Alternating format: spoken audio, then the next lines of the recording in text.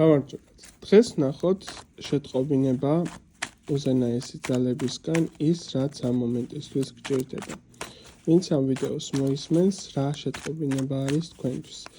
ეს არის ჩემი საავტორო ორაკული და შესაბამისად მე ვიღოთ ამ ორაკულის საშუალებით ინფორმაცია. შეტყობინება მათთვის, ვინც ამ ინფორმაციას მოისმენს.